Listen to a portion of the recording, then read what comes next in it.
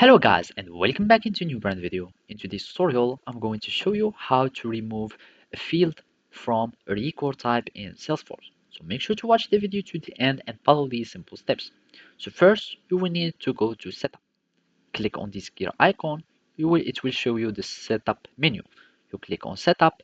After that, you will need just to go to the Object Manager or your record types. So I'm going to click on Object Manager.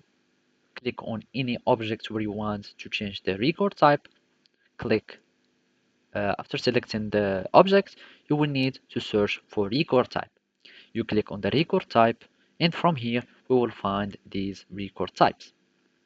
I'm going to click on it, or you can simply click on this action button, edit, and from here we will see all the recordings.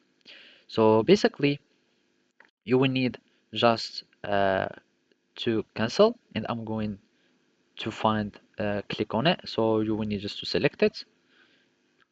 By selecting it, you will find all the fields associated with this record type.